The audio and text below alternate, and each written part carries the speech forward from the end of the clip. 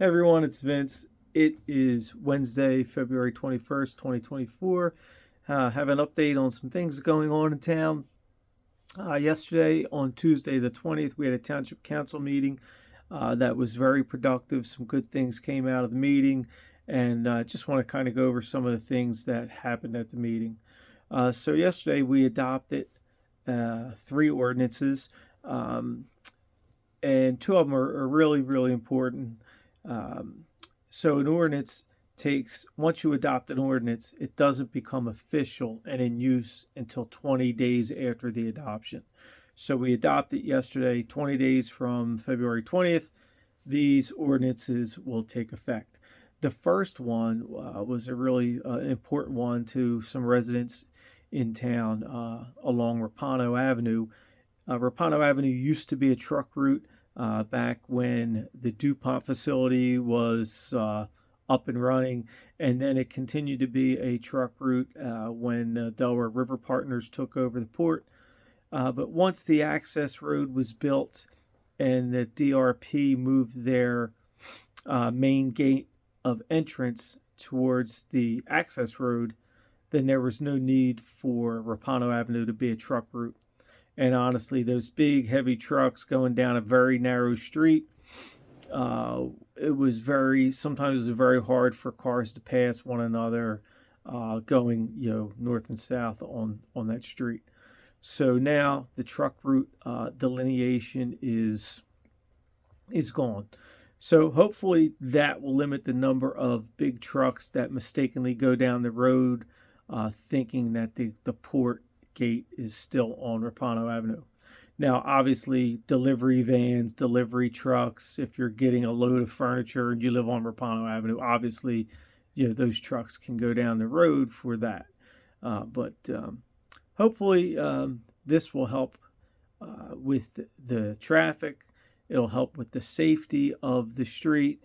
So then we'll take a look. I believe right now it's one-sided parking, so that's something that we may look into is getting rid of that one-sided parking stipulation, but that would be up to the police. They have to do a traffic study. Also, yesterday we adopted an ordinance that increases the events committee. So we had so many good volunteers on our events committee. A lot of the volunteers were coming and weren't members, so we wanted to increase the number of members so that those members can get their names on that committee and be recognized, and we appreciate everything they do. We also introduced some ordinances that are very exciting. One of the ordinances will be to have a bond ordinance for the various water projects in town, and the big water project that's coming is the painting of the water tower. So we introduced this bond ordinance so we can go to bond and take money loan to pay for the painting of the water tower. And then the second bond ordinance is for capital improvements in town, things like roads, some road projects, some construction projects, or at the municipal garage area. So there's those bonds and those ordinances were introduced yesterday. So then we're going to have a meeting on March 4th to adopt those ordinances. So also yesterday, one of the resolutions we accepted the letter of resignation from our chief of police, Chief Mangine. After 24 years on the police force, Chief Mangine will be moving to the next phase of her life, and we wish her all the luck in the world. She was great chief. It was my honor and the rest of council's honor to be part of naming her the first female police chief in Greenwich Township history. So it was very, very exciting. We also, at yesterday's meeting, appointed Captain Lou Damager as the officer in charge until a chief is named. So Captain Damager will be the officer in charge, and then when the chief's named, that will move forward. It was just a really good meeting. We had a couple one presentation from our Joint Insurance Fund representative talking about workplace safety, and it was a good meeting. A lot of questions from audience members regarding some issues with the floodgates, some other issues about residencies and how to pull permits, things like that. It was a good meeting. So our next meeting, we have a special meeting on March 4th at 6:15 p.m. in the municipal courtroom, and should be a pretty short meeting, but we're going to adopt those bond ordinances so we can start getting the financials in place for the painting of the water tower and other capital projects in town. Painting of the water tower is not just painting the water tower. We also, that water tower has to be empty when it's getting painted. So we have to make sure when that water tower is empty and out of service that we can make sure the whole town still gets water. So when they turn on, when we turn on our faucets, water comes out.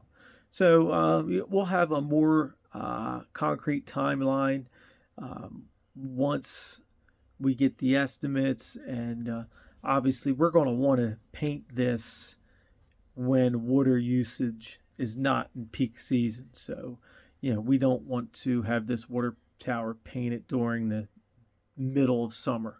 So I would think in a perfect world we could see the beginning of the water tower painting in the early fall, or I would guess probably a good bet that during Gipstown Day next year, our water tower will probably be in the middle of being painted or getting ready to be painted.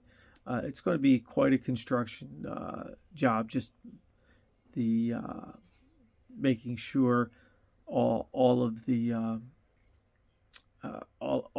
protective nylons around the water tower, all the scaffolding's done right. So it's going to be an interesting task. So we're hoping sometime in the fall we'll have it all set up to be painted. It'll get painted, and then we'll have a nice tower to look at. So hopefully that'll be done in the fall. There were some questions regarding the floodgates yesterday, and again, very good comments. The floodgate system is a big topic of conversation. The pumps that the county installed are also a very big topic of conversation. The pumps have still not officially been taken ownership by the county. There are still some things that need to be ironed out. I know this project the idea for this project started in 2018 by the county. And when the county notified our residents of this project, it was like a $1 million project. That's doubled. So the county has invested over $2 million in these pumps. And I know people are frustrated. They are losing patience. But with an investment of $2 million, you have to make sure that the county knows those pumps are working properly and they're working correctly and they're doing what they're supposed to do. I really can't blame them for not taking ownership of those pumps. They want to be 100% sure that those pumps are working the way they're supposed to be. And also, they have to take into account vandalism. It makes me sick to my stomach that I hear that there are people vandalizing these pumps. one set of pumps is on private property, and so whoever's down looking at those pumps, you are trespassing on the Delaware River Partners property. So that's not a good thing. So hopefully those pumps will be in the possession of the county. These are emergency pumps. They're not pumps that work 24/7. So they are emergency pumps. We do not determine when the pumps go on or off. So I hope that helps. Please, feel free to reach out. I'll be glad to answer any questions. Our Director of Public Works, our Township Administrator, we're all available to answer questions. And if we don't know the answers, we'll be glad to get you those answers. Some things coming up. We'll be having a Bunny Run meeting soon. The Bunny Run is early this year. The Bunny Run is March 30th, the day before Easter. So yesterday, or I think Tuesday, I put out signs for the Bunny Run. They're all over town. There's a barcode you can scan. The money that's raised for the Bunny Run goes to the Greenwich Township Recreation Trust. So the money that we raise goes to fund next year's race, and then if the rec department needs money, they can pull it out of that Bunny Run Trust. It's a great event. This year, we have a brass band called the WOFAT Brass Band. They'll be playing at the corner of School Street and Memorial. So when you take that turn to head home to the finish line, you'll be hearing the WOFAT Brass Band, and these guys are great. They're a great band. So you can, if you also do the mile walk, you'll be able to hear the band too. So please consider running, walking. Have your kids do the Bunny Run. If your kids go to Broad Street School or Nahansi, it's in their information for the Bunny Run is in their Thursday electronic folder. So anybody that coaches a team, if you want to do a team building event, please reach out to me. I can create a discount code for your team, and we can get your team in there with a discount code. All right, I think I talked enough. I feel like I'm just rattling on here, but thank you so much, everyone, for the support. Keeping a positive attitude, and again, less Facebook, more face-to-face. Facebook is just, it's not media, it's not social, it's just, I don't know. I don't understand why people go on there just to be negative about every single thing. So that's just my 2 cents. But anyway, less Facebook, more face-to-face. We get done more with we than me. I wish you all peace and love, peace and love, peace and love. Have a great night, everyone. I'll see you.